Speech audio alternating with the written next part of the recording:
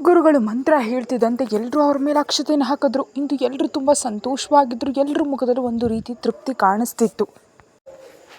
ಈ ಶುಭ ದಿನದಂದು ಅವರಿಬ್ಬರು ಹೊಸ ಜೀವನದ ಆರಂಭಕ್ಕೆ ಆಶೀರ್ವಾದ ಮಾಡೋದಕ್ಕೆ ಎಲ್ಲರೂ ಬಂದಿದ್ದರು. ಎಲ್ಲರ ಮುಖದಲ್ಲೂ ಕಿರುನಗೆ ಇತ್ತು. ಆದರೆ ಅವನ ಕಣ್ಣುಗಳಲ್ಲಿ ಮಾತ್ರ ಕೋಪ ಎದ್ದು ಕಾಣ್ತಿತ್ತು. ಅವನು ಇದೆಲ್ಲವನ್ನ ಕೇವಲ ಒಂದು ಔಪಚಾರಿಕತೆಗಾಗಿ ಮಾಡ್ತಿದ್ದ. ಅವನಿಗೆ ಇದರಲ್ಲಿ ಯಾವುದೇ ಆಸಕ್ತಿ ಇರಲಿಲ್ಲ. ಅವನ ಮುಖದಲ್ಲಿ ಯಾವುದೇ ಭಾವನೆಗಳಿಲ್ಲದ ಕಠಿಣ ನೋಟ ಇತ್ತು. ಈ ಮಂತ್ರಗಳು, ಈ ವಿಧಿ ವಿಧಾನಗಳು, ಅದೇ ಜನ, ಅದೇ 7 ವಚನಗಳು, ಇದೆಲ್ಲವನ್ನು ಅವನಿಗೆ ಮತ್ತೊಮ್ಮೆ ಮಾಡೋದಕ್ಕೆ ಇಷ್ಟ ಇರಲಿಲ್ಲ. ಆದರೆ ಇದನ್ನು ಮಾಡೋದು ಅವನಿಗೆ ಅನಿವಾರ್ಯ ಆಗಿತ್ತು. ತನಗಾಗಲ್ದಿದ್ರು ತನ್ನ ಕುಟುಂಬಕ್ಕಾಗಿ. ಈ ಮದುವೆ ವಿಧಿ ವಿಧಾನಗಳ ಮೇಲೆ ಅವನಿಗೆ ಮೊದಲೇ ನಂಬಿಕೆ ಇರಲಿಲ್ಲ. ಅದರಲ್ಲೂ ಅವನ ಜೀವನದಲ್ಲಿ ನಡೆದ ಘಟನೆಯಿಂದಾಗಿ ಅವನಿದೆಲ್ಲವನ್ನು ದ್ವೇಷಿಸೋಕೆ ಶುರು ಮಾಡಿದ್ದ. ಪ್ರೀತಿ ಎಂಬ ಪದದ ಮೇಲಿದ್ದ ನಂಬಿಕೆ ಒಟ್ಟು ಹೋಗಿತ್ತು. ಮತ್ತೊಮ್ಮೆ ಗುರುಗಳು ಮಂತ್ರ ಹೇಳಿದಾಗ ಇಬ್ಬರ ನಡುವೆ ಇದ್ದ ಅಂತರ್ಪಟ ಸರಿತಿದ್ದಂತೆ ಅವನು ಒಮ್ಮೆ ಅವಳನ್ನ ನೋಡ್ದ. ಅವಳ ಕಣ್ಣುಗಳಲ್ಲೂ ದುಃಖ ಮತ್ತು ಕಣ್ಣೀರು ಎದ್ದು ಕಾಣಿಸ್ತಿತ್ತು. ಇದೆಲ್ಲವನ್ನು ಮಾಡೋದಕ್ಕೆ ಅವಳಿಗೆ ಸಹ ಅಷ್ಟೇನು ಇಷ್ಟ ಇರಲಿಲ್ಲ. ಅವಳು ಕೂಡ ಈ ಎಲ್ಲ ವಿಧಿವಿಧಾನಗಳನ್ನ ಕೇವಲ ಒಂದು ಫಾರ್ಮ್ಯಾಲಿಟಿಗಾಗಿ ಮಾಡ್ತಿದ್ಲಷ್ಟೇ. ಅವಳ ಜೀವನದಲ್ಲಿ ನಡೆದ ಘಟನೆ ನಂತರ ಅವಳಿಗೂ ಪ್ರೀತಿ ಮೇಲೆ ನಂಬಿಕೆ ಒಟ್ಟು ಹೋಗಿತ್ತು. ಅವಳು ಇದನ್ನು ಮಾಡ್ತಾ ಇರೋದಕ್ಕೆ ಕೇವಲ ಒಂದೇ ಒಂದು ಕಾರಣ ಇತ್ತು, ತನ್ನ ಕುಟುಂಬಕ್ಕಾಗಿ ಮತ್ತು ಒಬ್ಬ ವಿಶೇಷ ವ್ಯಕ್ತಿಗಾಗಿ. ಅವನು ಒಮ್ಮೆ ಅವಳ ಕಡೆ ನೋಡಿದಾಗ ಅವನ ಕಣ್ಣುಗಳಲ್ಲಿ ಕೋಪ ತುಂಬ ಬಂತು. ಯಾರಿಗೆ ಪ್ರೀತಿ ಮೇಲೆ ನಂಬಿಕೆ ಇರಲಿಲ್ವೋ, ಯಾರಿಗೆ ಮದುವೆ ಬಂಧದ ಮೇಲೆ ವಿಶ್ವಾಸ ಇರಲಿಲ್ವೋ, ಯಾರು ಜೀವನ ಸಂಗಾತಿ ಎಂಬ ಪದವನ್ನೇ ದ್ವೇಷಿಸ್ತಿದ್ನೋ ಅವನು ಅವಳಿಗೆ ತನ್ನ ಜೀವನದಲ್ಲಿ ಮತ್ತು ಮನಸ್ಸಿನಲ್ಲಿ ಹೇಗೆ ತಾನೇ ಸ್ಥಾನ ಕೊಡ್ತಾನೆ? ತಾನು ಇದೆಲ್ಲವನ್ನು ಯಾಕೆ ಮಾಡ್ತಿದ್ದಾನೆ ಅಂತ ಅವನಿಗೂ ಅರ್ಥ ಆಗ್ತಿರ್ಲಿಲ್ಲ. ಆದರೆ ಅವನ ಗಮನ ತಟ್ಟನೆ ಪಕ್ಕಕ್ಕೆ ಹೋಯಿತು. ಪಕ್ಕದಲ್ಲಿ ನೋಡಿದಾಗ ಅವನಿಗೆ ತನ್ನ ತಾಯಿ ಮಡಿಯಲ್ಲಿ ಕೂತಿದ್ದ ಅವನ 7 ವರ್ಷದ ಮಗ ಕಾಣಿಸ್ತಾ ಆರವನ್ನ ನೋಡ್ತಿದ್ದಂಥ ಅವನ ಮುಖದ ಕಠಿಣ ಭಾವನೆ ಸ್ವಲ್ಪ ಮೃದು ಆಯಿತು. ಅವನೊಮ್ಮೆ ಕಣ್ಣುಗಳು ಮುಚ್ಚಿ ತನ್ನ ಕೋಪ ನಿಯಂತ್ರಿಸ್ಕೊಂಡ. ತಾನು ಇದೆಲ್ಲವನ್ನು ಯಾಕೆ ಮಾಡ್ತಿದ್ದೇನೆ ಎಂಬುದು ಅವನಿಗೆ ಮತ್ತೊಮ್ಮೆ ನೆನಪಾಯಿತು. ಇಬ್ಬರು ಮುಂದಿನ ವಿಧಿಗಾಗಿ ಮಣೆ ಮೇಲೆ ಕೂತ್ಕೊಳ್ಳಿ ಅಂತ ಗುರುಗಳು ಹೇಳಿದ ತಕ್ಷಣ ಇಬ್ಬರು ಕೂತ್ಕೊಂಡ್ರು. ಇಬ್ಬರು ಎಲ್ಲ ವಿಧಿಗಳನ್ನ ಕೇವಲ ಒಂದು ಕರ್ತವ್ಯ ಎಂಬಂತೆ ಪೂರೈಸ್ತಿದ್ರು. ಅವನ ಕಣ್ಣುಗಳಲ್ಲಿ ಕಠಿಣ ಭಾವನೆಗಳಿದ್ರೆ ಅವಳ ಕಣ್ಣುಗಳಲ್ಲಿ ಕಣ್ಣೀರು ಸ್ಪಷ್ಟವಾಗಿ ಕಾಣಿಸ್ತಿತ್ತು. ಇಬ್ಬರು ಒಬ್ಬರನ್ನೊಬ್ಬರು ನೋಡದೆ ವಿಧಿಗಳು ಮುಗಿಸ್ತಿದ್ರು. ಗುರುಗಳು ವಧುವಿನ ಹಣೆಗೆ ಸಿಂಧೂರ ಇಡೋದಕ್ಕೆ ಹೇಳಿದಾಗ ಇಬ್ಬರು ಒಮ್ಮೆ ಪರಸ್ಪರ ನೋಡಿಕೊಂಡ್ರು. ಅವಳ ಕಣ್ಣಿನ ನೀರನ್ನು ನೋಡಿ ಅವನು ಹಾಗೆ ತಡೆದ. ನಿನಗೆ ಮದುವೆ ಇಷ್ಟ ಇದೆಯಾ ಅಂತ ಅವನು ಕೇಳಿದಾಗ ಅವಳು ಕೇವಲ ಹ್ಞೂ ಅಂದ್ಲು ಅಷ್ಟೇ. ಖಂಡಿತವಾಗಿಯೂ ಅಂತ ಅವನು ಮರುಪ್ರಶ್ನೆ ಹಾಕಿದಾಗ ಅವಳು ಮತ್ತೆ ಹ್ಞೂ ಅಂತ ತಲೆ ಆಡಿಸಿದ್ಲು. ಅವಳು ಹ್ಞೂ ಅಂತ ತಲೆ ಆಡಿಸಿದ ತಕ್ಷಣ ಅವನೇನೂ ಮಾತಾಡದೆ ಅವಳ ಹಣೆಗೆ ಸಿಂಧೂರ ಇಟ್ಟ. ನಂತರ ಇಬ್ಬರು ಸಪ್ತಪದಿಗಾಗಿ ಎದ್ದು ನಿಂತರು. ಇಬ್ಬರು ಸಪ್ತಪದಿ ತುಳಿತಿದ್ರು ಮತ್ತು ಗುರುಗಳು ಅವರಿಗೆ 7 ವಚನಗಳು ಹೇಳ್ತಿದ್ರು. ಅವನಿಗೆ ಮಾತ್ರ ಇದೆಲ್ಲದರ ಮೇಲೆ ಅಸಹ್ಯ ಮೂಡ್ತಿತ್ತು. ಈ ಮದುವೆಯಿಂದ ನೀನು ಯಾವುದೇ ನಿರೀಕ್ಷೆಗಳನ್ನ ಇಟ್ಕೊಳ್ತಿದ್ರೆ ಅದು ನಿನಗೆ ಒಳ್ಳೆಯದು. ಈ ಮದುವೆನ ನಾನು ಕೇವಲ ಆರವಗಾಗಿ ಮಾತ್ರ ಮಾಡ್ಕೊಳ್ತಿದ್ದೀನಿ, ಯಾಕಂದರೆ ಅವನಿಗೆ ಒಬ್ಬ ತಾಯಿ ಅವಶ್ಯಕತೆ ಇದೆ. ಆದರೆ ಈ ಮದುವೆಯಲ್ಲಿ ನನ್ನಿಂದ ನಿನಗೆ ಪ್ರೀತಿ ಎಂದಿಗೂ ಸಿಗೋದಿಲ್ಲ ಅಂತ ಅವನು ಹೇಳಿದಾಗ ಅವಳಿಗೆ ತುಂಬ ಬೇಸರ ಆಯಿತು. ಪ್ರೀತಿಯನ್ನು ನಿರೀಕ್ಷಿಸುವುದನ್ನೇ ನಾನು ಯಾವಾಗಲೂ ಬಿಟ್ಟುಬಿಟ್ಟಿದ್ದೀನಿ ಅಂತ ಅವಳು ತನ್ನ ಕಣ್ಣೀರನ್ನು ತಡೀತಾ ಹೇಳಿದ್ಲು. ನಾನು ನಿನಗೆ ಮಾತು ಕೊಡ್ತಿದ್ದೀನಿ, ನಾನು ನಿನ್ನನ್ನು ನನ್ನ ಹೆಂಡತಿಯಾಗಿ ಮತ್ತು ಆರವನ ತಾಯಿಯಾಗಿ ಸ್ವೀಕರಿಸ್ತಿದ್ದೀನಿ. ಆದರೆ ನಾನು ನಿನಗೆ ಪ್ರೀತಿ ಮತ್ತು ನನ್ನ ಜೀವನದ ಸಂಗಾತಿ ಸ್ಥಾನವನ್ನು ಎಂದಿಗೂ ನೋಡೋದಕ್ಕೆ ಸಾಧ್ಯ ಇಲ್ಲ ಅಂತ ಅವನು ಹೇಳಿದಾಗ ಅವಳು ಹ್ಞೂ ಅಂತ ತಲೆ ಆಡಿಸಿದ್ಲು. ಅವಳಿಗೆ ನಿಜಕ್ಕೂ ತುಂಬ ಅಳು ಬರ್ತಿತ್ತು. ಆದರೆ ಅವಳು ಒಮ್ಮೆ ಪಕ್ಕದಲ್ಲಿದ್ದ ಪುಟ್ಟ ಆರವನ್ನ ನೋಡಿದ್ಲು. ಅವನ್ನ ನೋಡ್ತಿದ್ದಂತೆ ಅವಳ ಮುಖದಲ್ಲಿ ಅರಿಯದೆ ಒಂದು ಸಣ್ಣ ನಗು ಮೂಡ್ತು. ಇಬ್ಬರು ಸಪ್ತಪದಿಯನ್ನು ಮುಂದುವರಿಸಿದ್ಲು. 5 ಸುತ್ತುಗಳು ಮುಗಿದ ನಂತರ ಉಳಿದ 2 ಸುತ್ತುಗಳಿಗಾಗಿ ಗುರುಗಳವನ್ನ ಮುಂದೆ ಬರೋದು ಕೇಳಿದ್ರು. ಅವಳು ಆರವನ್ನ ನೋಡ್ತಾ ಮುಂದೆ ಬಂದ್ಲು. ಇಬ್ಬರು ಉಳಿದ 2 ಸುತ್ತುಗಳನ್ನ ಪೂರೈಸೋದಕ್ಕೆ ತೊಡಗಿದ್ರು. ನಾನು ಸಹ ನಿಮಗೆ ಮಾತು ಕೊಡ್ತಿದ್ದೀನಿ, ನಾನು ಆರವನ ತಾಯಿಯಾಗಿ, ಈ ಮನೆ ಸೊಸೆಯಾಗಿ ಮತ್ತು ನಿಮ್ಮ ಹೆಂಡತಿಯಾಗಿ ನನ್ನ ಕರ್ತವ್ಯ ಪೂರ್ಣ ಮನಸ್ಸಿನಿಂದ ನಿಭಾಯಿಸ್ತೀನಿ. ಆದರೆ ನಿಮ್ಮಿಂದ ಎಂದಿಗೂ ಪ್ರೀತಿಯನ್ನು ನಿರೀಕ್ಷಿಸೋದಿಲ್ಲ ಅಂತ ಅವಳು ಭಾರವಾದ ಮನಸ್ಸಿಂದ ಹೇಳಿದ್ಲು. ಇಬ್ಬರು ಸಪ್ತಪದಿಯನ್ನು ಪೂರೈಸಿದ್ರು. ಮದುವೆ ಸಂಪನ್ನವಾಯಿತು ಅಂತ ಗುರುಗಳು ಹೇಳ್ತಿದ್ದಂತೆ ಎಲ್ಲರೂ ಚಪ್ಪಾಳೆ ತಟ್ಟೋದಕ್ಕೆ ಆರಂಭಿಸ್ಬಿಟ್ರು. ಆದರೆ ಅವರಿಬ್ಬರು ಮಾತ್ರ ಒಬ್ಬರನ್ನೊಬ್ಬರು ಅಪರಿಚಿತರಂತೆ ನೋಡ್ತಿದ್ರು, ಒಂದು ಭಿನ್ನವಾದ ದೃಷ್ಟಿಯಿಂದ. ಇಬ್ಬರು ಇಂದು ಸಂಬಂಧಗಳ ಒಂದು ವಿಚಿತ್ರ ಮತ್ತು ಕಠಿಣ ಬಂಧನದಲ್ಲಿ ಬಂದಿಯಾಗಿದ್ದರು. ಸಂಬಂಧಗಳ ಮತ್ತು ಮನಸ್ಸಿನ ಭಾವನೆಗಳ ಈ ಗೋಜಲು ಇಬ್ಬರಿಂದಲೂ ಬಗೆಹರಿಯೋದಕ್ಕೆ ಸಾಧ್ಯವೇ? ಈ ಸಂಬಂಧಗಳ ಗೋಜಲನ್ನು ಬಿಡಿಸುವಾಗ ಅವರಿಬ್ಬರಿಗೂ ತಮ್ಮ ಮನಸ್ಸಿಂದ ಮಾಯವಾಗಿದ್ದ ಪ್ರೀತಿ ಮತ್ತೆ ಸಿಗಬಹುದಾ? ನನಗೆ ಇದೆಲ್ಲದರಿಂದ ಈಗ ತುಂಬ ಬೇಜಾರಾಗೋಗಿದೆ. ಈ ಮದುವೆ ಒಂದು ತಪ್ಪು ನಿರ್ಧಾರ ಆಗಿತ್ತು.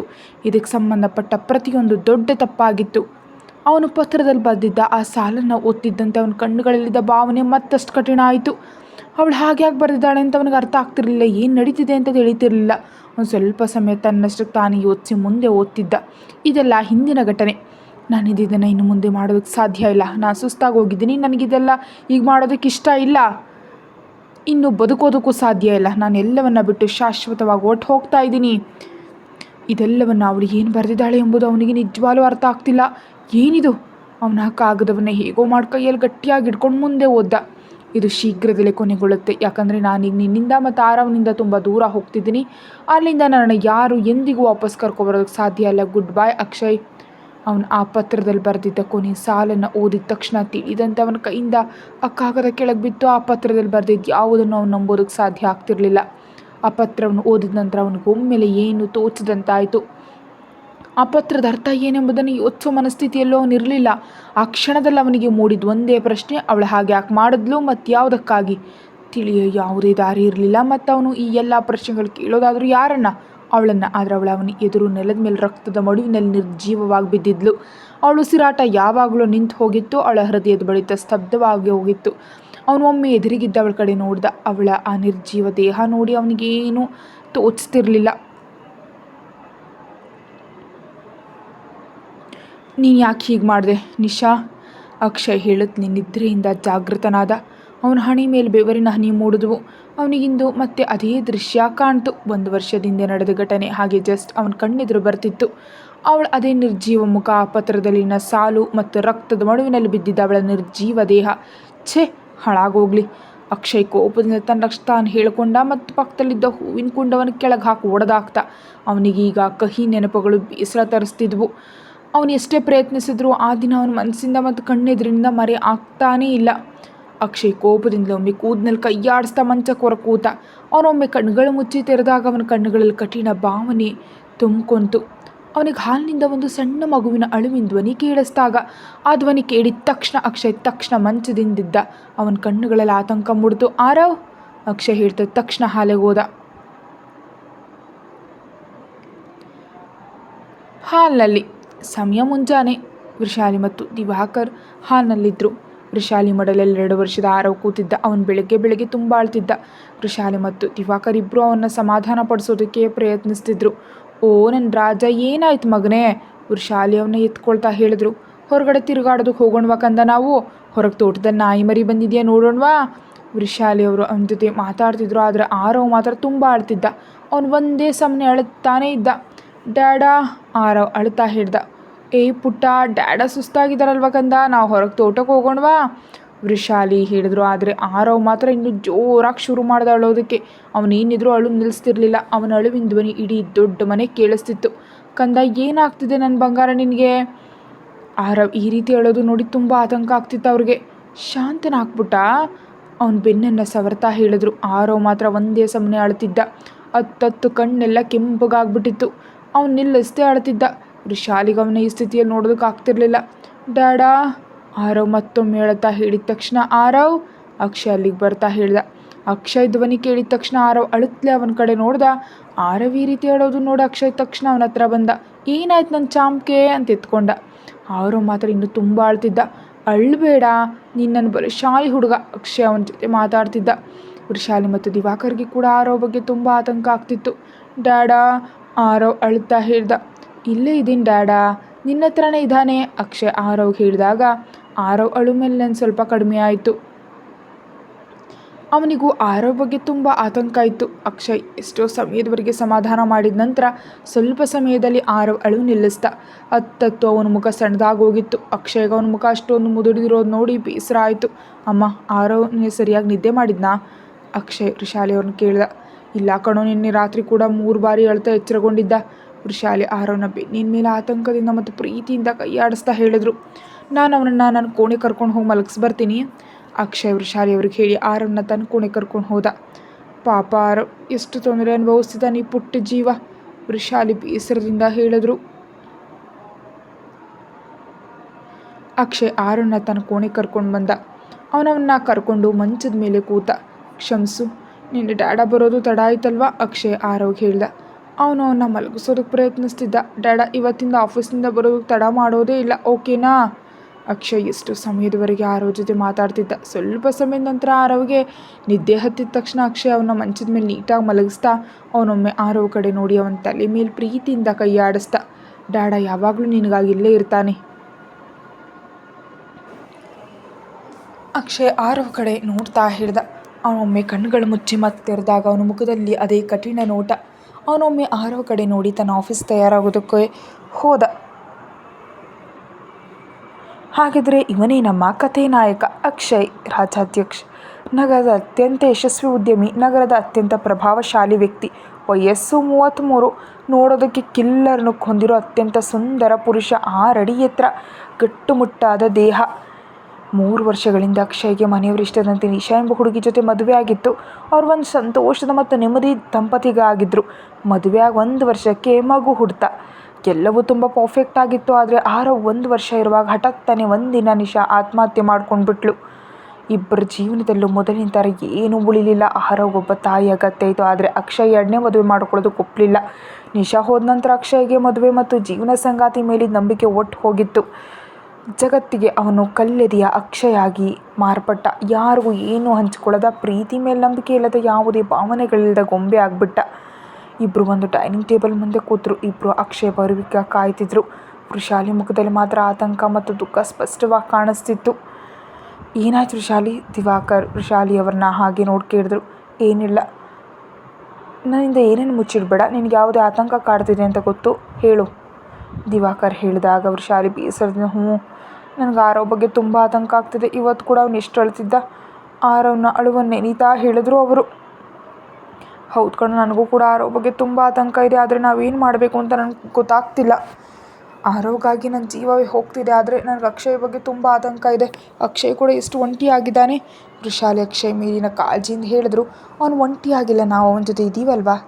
ದಿವಾಕರ್ ಅವರು ಸಮಾಧಾನ ಮಾಡಿದ್ರು. ಆದರೆ ನಾವು ಎಷ್ಟು ದಿನ ಅವನಿಗೆ ಸಾಥ್ ಕೊಡೋದಕ್ಕೆ ಸಾಧ್ಯ? ಆರವ್ ಕಥೆ ಏನು? ಆರವ್ನ ಒಬ್ಬನೇ ನೋಡ್ಕೊಳ್ಳೋದಕ್ಕಾಗತ್ತಾ ಅವನಿಂದ ಅಂತ ಹೇಳಿದ್ರು. ನೀನು ಆತಂಕ ಪಡಬೇಡ. ಅಕ್ಷಯ್ ಒಬ್ಬ ಜವಾಬ್ದಾರಿಯುತ ತಂದೆ. ಅವನೊಬ್ಬ ಅದ್ಭುತ ತಂದೆ, ಎಲ್ಲ ನಿಭಾಯಿಸ್ತಾನೆ. ಅವನ್ನ ಸೈಕಾಲಜಿಸ್ಟ್ ಹತ್ರ ಭೇಟಿ ಆಗ್ತೀನಿ ಅಂತ ಹೇಳ್ದ. ನಿಮ್ಗೆ ಅರ್ಥ ಆಗ್ತಿಲ್ವಾ? ಆರವ್ಗೆ ಇದೆಲ್ಲದರ ಅಗತ್ಯ ಇಲ್ಲ. ಅವನಿಗೊಬ್ಬ ತಾಯಿ ಮಾತ್ರ ಬೇಕಿರೋದು. ಬೇಕಾಗಿರೋದು ತಾಯಿ ಪ್ರೀತಿ ಮಾತ್ರ ಅಂದ್ಲು ಅಳ್ತಾ. ನೀವು ನನಗೆ ಸಮಾಧಾನ ಮಾಡೋದಕ್ಕೆ ಪ್ರಯತ್ನಿಸಬೇಡಿ. 1-2 ವರ್ಷದ ಮಗುವಿಗೆ ಆ ಮನಃಶಾಸ್ತ್ರಜ್ಞರು ಕೊಡೋ ಮಾತ್ರೆಗಳು, ಚಿಕಿತ್ಸೆಗಿಂತ ತಾಯಿ ಪ್ರೀತಿ ಅಗತ್ಯ ಇರುತ್ತೆ ಎಂಬುದು ನಂಗೆ ಚೆನ್ನಾಗಿ ಗೊತ್ತು. ನಿನ್ನ ಮಾತು ನಿಜ ಕಣೋ ಅಂದರು. ಮತ್ತು ನಿಜ ಹೇಳಬೇಕಂದ್ರೆ ಕೇವಲ ಆರವ್ಗೆ ಮಾತ್ರ ಅಲ್ಲ, ಅಕ್ಷಯ್ಗೂ ಕೂಡ ಒಬ್ಬ ಸಂಗಾತಿ ಬೇಕು. ಯಾರವನ್ನ ಪೂರ್ಣ ಮನಸ್ಸಿನಿಂದ ಪ್ರೀತಿಸ್ತಾರೋ, ಆರವನ್ನ ಅರ್ಥ ಮಾಡ್ಕೊಳ್ತಾರೋ ಅಂಥವ್ರ ಅಗತ್ಯ ಇದೆ. ಆದರೆ ಅಕ್ಷಯ್ ಇದೆಲ್ಲ ಒಪ್ಪೋದಿಲ್ಲ. ನಿಶಾ ಹೋದ ನಂತರ ಅವನು ಎಷ್ಟು ನೊಂದಿದ್ದಾನೆ ಅಂತ ನಿನಗೆ ಗೊತ್ತು ತಾನೆ. ನಾವು ಅವನಿಗೆ ನಿಶಾ ವಿಷಯದಲ್ಲೂ ಒತ್ತಾಯ ಮಾಡಿದ್ವು ಮತ್ತು ಈಗಲೂ ಅಂದರು. ಆದರೆ ಈಗ ಅಕ್ಷಯ್ ಮತ್ತು ಆರವ್ ಇಬ್ಬರಿಗಾದರೂ ನಾವು ಏನಾದರೂ ಮಾಡಲೇಬೇಕಲ್ವಾ. ನಾವು ಅಕ್ಷಯ್ ಜೊತೆ ಈ ವಿಷಯದ ಬಗ್ಗೆ ಮಾತಾಡೋಣ. ಆದರೆ ದಯವಿಟ್ಟು ನೀನು ಅವನಿಗೆ ಯಾವುದೇ ಒತ್ತಾಯ ಮಾಡಬೇಡ ಅಂದರು. ವೃಷಾಲಿ ಹೇಳಿದ್ರು. ಇಬ್ಬರು ಅಕ್ಷಯ್ಗೆ ಕಾಯ್ತಿದ್ದಾಗ ಅಕ್ಷಯ್ ತಯಾರಾಗಿ ಕೆಳಗೆ ಬಂದ. ಅವನ ಮುಖದಲ್ಲಿ ಎಂದಿನಂತೆ ಗಂಭೀರವಾದ ನೋಟ ಇತ್ತು. ಅಕ್ಷಯ್ ಕೆಳಗೆ ಬಂದು ಏನು ಮಾತಾಡದೆ ತನ್ನ ಕುರ್ಚಿ ಮೇಲೆ ಕೂತ. ಅಕ್ಷಯ್, ವೃಷಾಲಿ ಹೇಳಿದ್ರು. ಅಕ್ಷಯ್ ಕೇವಲ ಇಷ್ಟೇ ಉತ್ತರ ನೀಡಿದ. ಆರವ್ ಮಲಗಿದಾನಾ? ಈಗ ತಾನೇ ಮಲಗಿದ. ಅವನಿಗೆ ಎಚ್ಚರ ಆದ ತಕ್ಷಣ ಅವನು ಮಾತ್ರೆಗಳು ಕೊಡು. ಅಕ್ಷಯ್ ವೃಷಾಲಿ ಅವ್ರ ಕಡೆ ನೋಡದೆ ಹೇಳ್ದ. ನೆನಪಿನಿಂದ ನಾನು ಅವನಿಗೆ ಮಾತ್ರೆಗಳು ಕೊಡ್ತೀನಿ. ಆದರೆ ಕೇಳು, ನಂಗೆ ನಿನ್ನ ಹತ್ರ ಸ್ವಲ್ಪ ಮಾತಾಡಬೇಕಿದೆ. ಅವ್ರ ಮಾತನ್ನು ಕೇಳಿ ಅಕ್ಷಯ್ ಹಣೆ ಮೇಲೆ ಕೋಪದ ಗೆರೆಗಳು ಮೂಡಿದ್ವು. ಅವನು ಒಮ್ಮೆ ಕೋಪದಿಂದ ಅವ್ರ ಕಡೆ ನೋಡ್ದ. ನೀನೇನು ಮಾಡೋದಕ್ಕೆ ಪ್ರಯತ್ನಿಸ್ತಿದ್ಯಾ ಅಂತ ನನಗೆ ಗೊತ್ತು. ಆದರೆ ನನಗೆ ಪದೇ ಪದೇ ಅದೇ ವಿಷಯ ಮಾತಾಡೋದಕ್ಕೆ ಇಷ್ಟ ಇಲ್ಲ ಅಮ್ಮ ಅಂದ. ಅಕ್ಷಯ್, ನನ್ನ ಮಾತನ್ನು ಕೇಳು. ನಿನಗೆ ಅರ್ಥ ಆಗ್ತಿಲ್ವಾ? ನನಗೆ ಅದೇ ವಿಷಯನ ಪದೇ ಪದೇ ಮಾತಾಡೋದಕ್ಕೆ ಇಷ್ಟ ಇಲ್ಲ. ಅಕ್ಷಯ್ ಈ ಬಾರಿ ಸ್ವಲ್ಪ ಸಿಟ್ಟಿನಿಂದ ಹೇಳ್ದ. ಅಕ್ಷಯ್, ಅಮ್ಮ ಏನು ಹೇಳ್ತಿದ್ದಾರೆ ಅಂತ ಕೇಳು ಅಂತ ಕೋಪದಿಂದ ಮತ್ತು ಕಿರಿಕಿರಿಯಿಂದ ಹಣೆಯನ್ನು ಸವರ್ಕೊಂಡ್ರು. ಸರಿ, ನೀ ಏನು ಹೇಳ್ಬೇಕು ಹೇಳು ಅಂದ ಅಕ್ಷಯ್. ಅಕ್ಷಯ್, ನೀನು ದಯವಿಟ್ಟು ಸ್ವಲ್ಪ ಗಂಭೀರವಾಗಿ ಯೋಚನೆ ಮಾಡು. ಹೀಗೆ ಎಷ್ಟು ದಿನ ನಡೆಯುತ್ತೆ ಹೇಳು? ಆರವ್ಗೆ ನಿಜವಾಗಿ ತಾಯಿ ಅಗತ್ಯ ಇದೆ ಕಣೋ. ಅವನ ತಾಯಿ ಸತ್ತು ಹೋಗಿದ್ದಾಳೆ 1 ವರ್ಷದ ಹಿಂದೆ, ಮತ್ತು ಅವನಿಗಾಗಿ ನಾನಿದ್ದೀನಿ. ಅಕ್ಷಯ್ ಕಠಿಣ ಧ್ವನಿಯಲ್ಲಿ ಹೇಳಿದ. ಅಕ್ಷಯ್, 1 ವರ್ಷದಿಂದ ನಡೆದಿದ್ದೀನಿ, ಈಗ ಮರೆತು ಮುಂದೆ ಹೋಗಬೇಕಲ್ವಾ? ದಯವಿಟ್ಟು ಆರವ್ ಬಗ್ಗೆ ಯೋಚಿಸು. ಆದರೆ ನೀನು ಒಬ್ಬನಿಗೆ ಎಷ್ಟು ದಿನ ಎಲ್ಲವನ್ನ ನಿಭಾಯಿಸೋದಕ್ಕೆ ಸಾಧ್ಯ? ಆರವ್ ತುಂಬ ಚಿಕ್ಕವನು ಕಣೋ. ತಾಯಿ ಪ್ರೀತಿ ಅಗತ್ಯ ಇದೆ ಅಂದರು. ಅಮ್ಮ, ನಿನ್ಗೆ ಅರ್ಥ ಆಗ್ತಿಲ್ವಾ? ಆರವ್ ತಾಯಿ ಸತ್ತು 1 ವರ್ಷ ಆಗಿದೆ ಅಕ್ಷಯ್ ಹೇಳಿದಾಗ ಅವನು ಈ ಮಾತನ್ನು ಕೇಳಿ ವೈಶಾಲಿಗೆ ತುಂಬ ಬೇಸರ. ನೀನು 2ನೇ ಮದುವೆ ನಿರ್ಧಾರವನ್ನು ತೆಗೆದುಕೊಳ್ಬೇಕು. ದಿವಾಕರ್ ಅಕ್ಷಯ್ಗೆ ಸಮಾಧಾನ ಮಾಡ್ತಾ ಹೇಳಿದ್ರು. ನಿಮಗಿದೆಲ್ಲ ಯಾಕೆ ಅರ್ಥ ಆಗ್ತಿಲ್ವೋ? ನಿಶಾ ವಿಷಯದಲ್ಲೂ ನೀವು ಇದೇ ರೀತಿ ಅವಸರ ಮಾಡಿದ್ರಿ ಮತ್ತು ಈಗಲೂ ನೀವು ಹಾಗೆ ವರ್ತಿಸ್ತಿದ್ದೀರಿ ಎಂದ ಕೋಪದಿಂದ. ನಿಶಾ ವಿಷಯದಲ್ಲಿ ನಡೆದಿದ್ದು ನಡಿಬಾರ್ದಿತ್ತು ಅಂತ ನಾವು ಒಪ್ಕೊಳ್ತೀವಿ. ಆದರೆ ಈಗ ಕನಿಷ್ಠ ಆರವ್ಗಾಗಾದರೂ ಇದನ್ನ ನೀನು ಮಾಡಲೇಬೇಕು ಅಂದರು. ಬೇರೆಯವ್ರ ಮಗನನ್ನು ತನ್ನ ಮಗನಂತ ತಿಳಿದು ಅವನ್ನ ಪೂರ್ಣ ಮನಸ್ಸಿನಿಂದ ಪ್ರೀತಿಸೋರು ಯಾವ ಹುಡುಗಿ ನಿಮಗೆ ಸಿಗ್ತಾಳೆ? ನೀವೇ ಹೇಳಿ ನೋಡೋಣ. ಅಕ್ಷಯ್ ಆ ಇಬ್ಬರಿಗೂ ಕೇಳ್ದ. ಅಯ್ಯೋ ಅಕ್ಷಯ್, ನಾವು ಹುಡುಕಿದ್ರೆ ಸಿಗ್ತಾಳೆ. ದಯವಿಟ್ಟು ಅಮ್ಮ ಮೂರ್ಖರಂತ ಮಾತಾಡಬೇಡ. ಒಂದು ವೇಳೆ ಯಾರಾದರೂ ಹುಡುಗಿ ಮದುವೆಗೆ ಒಪ್ಪಿದ್ರು ಸಹ ಅವಳು ಆರವ್ಗಾಗಲ್ಲ, ತನ್ನ ಹಣಕ್ಕಾಗಿ ಮದುವೆಗೆ ಒಪ್ತಾಳಷ್ಟೇ. ಅಕ್ಷಯ್ ಕೋಪದಿಂದ ಇಬ್ಬರಿಗೂ ಹೇಳ್ದ. ಆದರೆ ಅಕ್ಷಯ್ ಅಂತಿದ್ಬೇಕಾದ್ರೆ, ಸಾಕಮ್ಮ, ಆರವ್ಗೆ ನಾನಿದ್ದೀನಿ ಮತ್ತು ನಮ್ಮ ಮೂರನೇ ವ್ಯಕ್ತಿ ಅಗತ್ಯ ಇಲ್ಲ, ಆದ್ದರಿಂದ ದಯವಿಟ್ಟು ಈ ವಿಷಯ ಇಲ್ಲಿಗೆ ಬಿಟ್ಬಿಡು. ಅಕ್ಷಯ್ ಕೋಪರಿಂದ ಹೇಳಿ ಹೊಟ್ಟೋದ. ಅವನು ಹಾಗೆ ನೋಡಿ ವೃಷಾಲಿಗೆ ಬೇಸರ ಆಯಿತು. ಈ ಹುಡುಗನಿಗೆ ಹೇಗೆ ಅರ್ಥ ಮಾಡಿಸೋದು ಅಂತ ಹೇಳ್ಕೊಂಡ್ರು ವೃಷಾಲಿಯವರು.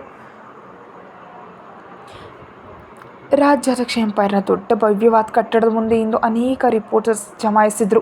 ಅವರೆಲ್ಲರೂ ಯಾರೋ ಬರುವಿಕೆ ಕಾಯ್ತಿದ್ರು. ಎಲ್ಲ ವರದಿಗಾರರಲ್ಲಿ ನಿಂತಿದ್ದಾಗ ಒಂದು ಕಪ್ಪು ಬಣ್ಣದ ಮರ್ಸಿಡೀಸ್ ಕಾರ್ ಆಫೀಸ್ ಮುಂದೆ ಬಂದು ನಿಂತ್ಕೊಂತು. ಅಲ್ಲಿದ್ದ ಭದ್ರತಾ ಸಿಬ್ಬಂದಿ ಅಷ್ಟರ ಜನರು ನುಗ್ಗಲನ್ನು ನೋಡಿ ತಕ್ಷಣ ಕಾರಿಗೆ ಭದ್ರತೆಯ ಕೋಟೆ ನಿರ್ಮಿಸಿದ್ರು. ಕಾರ್ನಿಂದ ತನ್ನ ಟೈ ಸರಿಯಾಗೊಳಿಸ್ತಾ ಅಕ್ಷಯ್ ಕೆಳಗಿಳಿದ. ಅವನ ಸುತ್ತ ವರದಿಗಾರರು ಸುತ್ತುವರೆದ್ರು. ಆ ವರದಿಗಾರರಾದರೂ ಅಕ್ಷಯ್ಗೆ ಪ್ರಶ್ನೆಗಳು ಕೇಳೋದಕ್ಕೆ ಪ್ರಯತ್ನಿಸ್ತಾಲೇ ಇದ್ದರು. ಅಕ್ಷಯ್ ಸರ್, ದಯವಿಟ್ಟು ಸರ್ ಉತ್ತರಿಸಿ ಸರ್. ಏನಾಯಿತು? ನಿಮ್ಮ ಹೆಂಡತಿಗೆ ಆತ್ಮಹತ್ಯೆ ಮಾಡಿಕೊಂಡ್ರು? ಹೌದು ಸರ್, ದಯವಿಟ್ಟು ನಮ್ಗೆ ಉತ್ತರಿಸಿ. ಎಲ್ಲವೂ ಇಷ್ಟೊಂದು ಚೆನ್ನಾಗಿ ನಡೀತಿರುವಾಗ ಅವರು ಈ ರೀತಿ ಆತ್ಮಹತ್ಯೆ ಯಾಕೆ ಮಾಡಿಕೊಂಡ್ರು ಅಂತ ಪ್ರಶ್ನೆ ಮಾಡ್ತಾನೇ ಇದ್ದರು. ಕಣ್ಣುಗಳಲ್ಲಿ ಒಮ್ಮೆಲೆ ಕೋಪ ತುಂಬಿಕೊಂತು. ಇದು ನನ್ನ ವೈಯಕ್ತಿಕ ಜೀವನ ಮತ್ತು ಇದರ ಬಗ್ಗೆ ನನಗೆ ಪ್ರಶ್ನೆಗಳು ಕೇಳೋ ಹಕ್ಕು ಯಾರಿಗೂ ಇಲ್ಲ ಅಂತ ಕೋಪದಿಂದ ಹೇಳಿ, ಆದರೆ ಸರ್, ನಾನು ಹೇಳಿ ಸ್ಪಷ್ಟವಾಗಿ ಅರ್ಥ ಆಯ್ತೆ? ಅಕ್ಷಯ್ ಕೋಪರಿಂದ ಕಿರಿಚಿದಾಗ ಎಲ್ಲರೂ ಒಮ್ಮೆಲೆ ಹೆದರಿದ್ರು. ಅವನ ಗಾಂಭೀರ್ಯ ಇಡೀ ಜಗತ್ತನ್ನೇ ನಡಗಿಸುವಂತಿತ್ತು. ಅವನ ಹಾಗೆ ನೋಡಿ ಎಲ್ಲ ವರದಿಗಾರರು ಒಮ್ಮೆಲೆ ಸುಮ್ಮನಾಗ್ಬಿಟ್ರು. ಅವನ ಒಳಗಡೆ ಹೊಟ್ಟೋದ ಅಕ್ಷಯ್. ಬೆಳಗ್ಗೆ ವೃಷಾಲಿ ಅಕ್ಷಯ್ನ ಕೋಣೆಯಲ್ಲಿ ಆರವ್ನ ಪಕ್ಕದಲ್ಲಿ ಕೂತಿದ್ರು. ಅವ್ರಿಗೆ ಆರವ್ ಬಗ್ಗೆ ತುಂಬ ಆತಂಕ. ಅವರೊಮ್ಮೆ ಪ್ರೀತಿಯಿಂದ ಆರವ್ ಕೂದಲಲ್ಲಿ ಕೈಯಾಡಿಸಿದ್ರು. ಬೆಳಿಗ್ಗೆ 10 ಆರವ್ ಮುಖ ಸಂಪೂರ್ಣವಾಗಿ ಬಾಡಿ ಹೋಗಿತ್ತು. ವೃಷಾಲಿ ಆರವ್ ಹತ್ರ ಕೂತಿದ್ದಾಗ ಸ್ವಲ್ಪ ಸಮಯದ ನಂತರ ಆರವ್ಗೆ ಎಚ್ಚರ ಆಯಿತು. ಕಣ್ಗಳು ಬಿಟ್ಟು ನೋಡ್ದ. ಅವನಿಗೆ ಎಚ್ಚರ ಆದ ತಕ್ಷಣ ಅವನು ಇತ್ತ ನೋಡ್ದ. ಆದರೆ ಅವನಿಗೆ ಅಕ್ಷಯ್ ಎಲ್ಲೂ ಕಾಣಿಸ್ತಿಲ್ಲ. ಆರವ್ಗೆ ಎದ್ದ ತಕ್ಷಣ ಅವ್ನು ಕಾಣಿಸ್ತಿ ಎದುರುಕಾಡೋಕೆ ಶುರು ಮಾಡ್ದ. ವೃಷಾಲಿ ಅವನ ಹತ್ರ ಕೇಳ್ಕೊಂಡು, ಆರವ್ ಮಾತ್ರ ತನ್ನ ಡ್ಯಾಡ ಕಾಣಿಸ್ತಿಲ್ಲ ಅಂತ ತುಂಬ ಅಳ್ತಿದ್ದ. ಏನಾಯ್ತು ಪುಟ್ಕಂದನಿಗೆ? ವೈಶಾಲಿ ಅವನ ಸಮಾಧಾನ ಮಾಡ್ತಾ ಹೇಳಿದ್ರು. ಡ್ಯಾಡ ಎಲ್ಲಿದ್ದಾರೆ ಅಂತ ಅಳ್ತಾ ಕೇಳ್ದ. ಡ್ಯಾಡ ಹೊರಗೋಗಿದಾರಲ್ವಾ, ಬಂದ್ಬಿಡ್ತಾರೆ ಅಂತ ಹೇಳ್ತಿದ್ದ. ಇಲ್ಲ, ಡ್ಯಾಡ ಬೇಕು ಅಂತ ಅಳುತ್ತಾನೇ ಇದ್ದ. ಅವ್ರು ಆರವ್ನ ಕರ್ಕೊಂಡು ಕೆಳಗೆ ತೋಟಕ್ಕೆ ಹೋದರು. ಬಾಪುಟ್ಟ, ನೋಡಲ್ಲಿ ಏನಿದೆ ಕಂದ, ಎಷ್ಟು ಚೆನ್ನಾಗಿರೋ ಹೂಗಳಿವೆ. ವೃಷಾಲಿ ಕೆಳಗೆ ತೋಟದಲ್ಲಿ ಆರವ್ನ ಮನಸ್ಸನ್ನು ಬೇರೆಡೆ ಸೆಳೆಯೋದಕ್ಕೆ ನೋಡಿದ್ರು. ಆರವ್ ಆಗೆಲ್ಲ ಹೂಗಳನ್ನ ನೋಡಿ ಸ್ವಲ್ಪ ಸಮಯ ಸುಮ್ಮನಾದ. ಅದರ ತಕ್ಷಣ ಡ್ಯಾಡ ನೆನಪಾಗ್ತಿದ್ದಂತೆ ಅವ್ನು ಮತ್ತೆ ಅಳೋದಕ್ಕೆ ಶುರು ಮಾಡ್ದ. ಅಜ್ಜಿ, ಡ್ಯಾಡ ಎಲ್ಲಿದ್ದಾರೆ? ಆರವ್ ಅಳ್ತಾ ವೃಷಾಲಿ ಅವ್ರನ್ನ ಕೇಳ್ದ. ಬರ್ತಾರೆ ಪುಟ್ಟ, ಡ್ಯಾಡ ಬೇಗ ಬರ್ತಾರೆ. ನಾನು ಅವನಿಗೆ ಹೇಳಿದ್ದೀನಿ ಆರವ್ ನಿನ್ನ ಕರಿತಿದ್ದಾನೆ ಅಂತ ಅಂದರು. ಆರವ್ ಮುಖ ಸಣ್ಣದು ಮಾಡ್ಕೊಂಡು ಹೇಳ್ದ. ಹೌದು, ಹೇಳಿದ್ದೀನಿ, ಬೇಗ ಬಾ ಅಂತ ಹೇಳು. ಆರವ್ ಹೇಳಿದಾಗ ವೃಷಾಲಿಗೆ ಬೇಸರ ಆಯಿತು. ಬೇಗ ಬರ್ತಾರೆ ಕಣೋ ಮಗನೇ, ಅಲ್ಲಿವರೆಗೂ ನಾವು ಜ್ಯೂಸ್ ಕುಡಿಯೋಣವಾ? ಸಿಹಿಯಾದ ಜ್ಯೂಸ್ ಅಂತ ಸಿರಪ್ಪನ್ನು ಹೊರಗೆ ತಂದರು. ಈಗ ನಾವು ಜ್ಯೂಸ್ ಕುಡಿಯೋಣ ಅಲ್ವಾ ಅಂತ ಹೇಳಿ ಆ ರೀತಿ ಮಾಡಿದ್ರು. ಔಷಧಿ ಎಲ್ಲ ಪುಟ್ಟ, ಇದು ಜ್ಯೂಸ್ ದಿನ ಕುಡಿತೀವಲ್ವಾ ಅಂತ ಹೇಳಿದ್ರು. ಅಜ್ಜಿ, ಕಹಿ ಔಷಧಿ ಅದು. ಆರವ್ ಮುಖ ಸಣ್ಣದು ಮಾಡ್ಕೊಂಡು ಹೇಳ್ದ. ಔಷಧಿ ಎಲ್ಲ ಬಂಗಾರ ಅಂತ ಚಮಚದಿಂದ ಆ ಸಿರಪ್ ಕುಡಿಸೋದಕ್ಕೆ ಪ್ರಯತ್ನಿಸಿದ್ರು. ಬೇಡ ಬೇಡ ಅಂತ ಅಳ್ತಾ ಹೇಳ್ದ. ಆರವ್ ಅಂತ ಹೇಳ್ತಿದ್ದಾಗ ಡ್ಯಾಡ ಎಲ್ಲಿದ್ದಾರೆ ಅಂತ ಹೇಳೋದಕ್ಕೆ ಶುರು ಮಾಡ್ದ. ಕೇಳ್ಪುಟ್ಟ, ಈ ರೀತಿ ಅಳಬೇಡ. ವೃಷಾಲಿಗೆ ಏನು ಮಾಡಬೇಕಂತ ಗೊತ್ತಾಗ್ತಿಲ್ಲ. ಅದರಲ್ಲಿ ಅಕ್ಷಯ್ ಬೇರೆ ಆಫೀಸ್ ಕೊಟ್ಟೋಗಿದ್ದಾನೆ. ಆರವ್ ಔಷಧಿನ ಬೇರೆ ತೊಗೊಳ್ತಿಲ್ಲ. ವೃಷಾಲಿ ಎಷ್ಟೋ ಸಮಯದವರೆಗೆ ಆರವ್ಗೆ ಸಮಾಧಾನ ಮಾಡೋದಕ್ಕೆ ಪ್ರಯತ್ನಿಸಿದಾಗ, ಏನಾಯ್ತು ನನ್ನ ಪುಟ್ಕಂದನಿಗೆ? ಒಂದು ಮಧುರವಾದ ಧ್ವನಿ ಆರವ್ ಮತ್ತು ವೃಷಾಲಿ ಅವ್ರ ಕಿವಿಗೆ ಬಿತ್ತು. ಎದುರು ನಿಂತಿದ್ದ ಹುಡುಗಿ ನೋಡಿದ ತಕ್ಷಣ ಆರವ್ ಅಳು ಒಮ್ಮೆಲೆ ನಿಂತು ಹೋಯಿತು. ಅವನ ಮುಖದಲ್ಲಿ ನಗು ಮೂಡ್ತು. ಯಾಕೆ ಅಳ್ತಿದ್ಯಾ ಪುಟ್ಟ ನೀನು ಅಂತ ಪ್ರೀತಿಯಿಂದ ಕೇಳಿದ್ಲು. ಅವಳು ಬಂದಿದ್ದು ನೋಡಿ ಆರವ್ ಸಂಪೂರ್ಣವಾಗಿ ಅಳು ನಿಲ್ಲಿಸಿ ಖುಷಿಯಾದ. ಅಮ್ಮ? ಆರವ್ ಅವಳ ಕಡೆ ನೋಡ್ತಾ ಹೇಳಿಬಿಟ್ಟ. ಕ್ಷಮಿಸು ಕಂದ, ಅಮ್ಮ ಬರೋ ತುಂಬ ತಡ ಆಗೋಯ್ತು. ಆದರೆ ನೀನು ಯಾಕೆ ಇಷ್ಟೊಂದು ಅಳ್ತಿದ್ದೆ ಅಂತ ಎತ್ಕೊಳ್ತಾ ಕೇಳಿದ್ಲು. ಕಹಿ ಇದೆ ಅಂತ ಔಷಧಿ ಕಡೆ ಬೆರಳು ತೋರಿಸ್ತಾ ಹೇಳ್ದ. ಅವಳ ಮುಖದಲ್ಲಿ ನಗು ಮೂಡ್ತು. ಅಜ್ಜಿ, ನಿಂಗೆ ಹುಷಾರಾಗಲಿ ಅಂತ ಔಷಧಿ ಕೊಡ್ತಿದ್ದಾರೆ ಅಂತೇಳಿ ಹೇಳ್ತಾ ಆರವ್ ಮಾತ್ರ ಅವಳನ್ನೇ ನೋಡ್ತಿದ್ದ. ಅವಳ ಮಾತಂದರೆ ಅವನಿಗೆ ಯಾವುದೋ ಒಂದು ಸುಂದರವಾದ ಹಾಡಿನಂತ ಕೇಳಿಸ್ತಿತ್ತು. ವೃಷಾಲಿ ಕೂಡ ಇಬ್ಬರನ್ನ ಪ್ರೀತಿಯಿಂದ ನೋಡ್ತಿದ್ರು. ಹೀಗೆ ಮಾಡಬಾರ್ದು, ಹುಷಾರಾಗೋದಕ್ಕೆ ಔಷಧಿ ತೊಗೊಳ್ಬೇಕಲ್ವ ನಾವು? ಅವಳ ಆರವ್ ಪ್ರೀತಿಯಿಂದ ಕೇಳಿದ್ಲು. ಅವಳು ಹೇಳಿದ ತಕ್ಷಣ ಆರವ್ ಹ್ಞೂ ಅಂತ ತಲೆ ಆಡಿಸ್ತಾ ಮತ್ತು ಅಂತ ಬಾಯಿ ತೆರೆದ. ಕೊಡಿ ಅಜ್ಜಿ ಔಷಧಿ ಅಂತ ಸಿರಪ್ ಕುಡಿಸಿದ್ರು. ಒಳ್ಳೆ ಹುಡುಗ, ವೃಷಾಲಿ ನಗ್ತಾ ಹೇಳಿದ್ರು. ಕಹಿ ಇದೆ. ಆರವ್ ಮಾತ್ರ ಮುಖ ಸಣ್ಣದು ಮಾಡ್ಕೊಂಡ. ಅಯ್ಯೋ, ಕಹಿನ ನನ್ನ ಕಂದನಿಗೆ ಅಂತ ಪ್ರೀತಿಯಿಂದ ಮಾತಾಡ್ಸಿದ್ಲು. ಹಾಗಾದರೆ ನಾವು ಸಿಹಿಯಾದ ಲಾಡ್ತೀನಿ ನೋಡುವ ಅಂದ್ಲು. ಬೇಡ, ಚಾಕ್ಲೇಟ್ ಬೇಕು ಅಂದ. ಚಾಕ್ಲೇಟ್ ತಿಂದರೆ ಹೊಟ್ಟೆ ನೋವು ಬರುತ್ತೆ ಕಣೋ ಅಂತ ಆರವ್ಗೆ ತಿಳಿ ಹೇಳ್ತಾ ಹೇಳಿದ್ರು. ಅಮ್ಮ, ದಯವಿಟ್ಟು ಚಾಕಿ ಬೇಕು. ಆರವ್ ಮುಖ ಸಣ್ಣದು ಮಾಡ್ಕೊಂಡು ಹೇಳಿದಾಗ ಅವಳ ಮೇಲೆ ನಂಗೆ ನಕ್ಕೋನ್ ಕೆನ್ನೆಗೆ ಮುತ್ತಿಟ್ಟು, ಸರಿ ನಡಿ ನಾವು ಚಾಕಿ ತಿನ್ನೋಣ ಅಂತ ಹೋದ್ಲು. ನಾವು ಇವನ್ನ ಹೊಳಗಡೆ ಕರ್ಕೊಂಡು ಹೋಗ್ಲಾ ಅವಳು ಕೇಳಿದ್ಲು. ಹೌದು, ಹೋಗಮ್ಮ. ವೃಷಾಲಿ ಹೇಳಿದ ತಕ್ಷಣ ಅವಳು ನಕ್ಕು ಆರವ್ನ ಒಳಗಡೆ ಕರ್ಕೊಂಡು ಹೋದ್ಲು. ಅಕ್ಷಯ್ ಮತ್ತು ಅವಳು ಭೇಟಿನ ಆದಷ್ಟು ಬೇಗ ಮಾಡಿಸ್ಬೇಕು ಅಂದ್ಕೊಂಡ್ರು.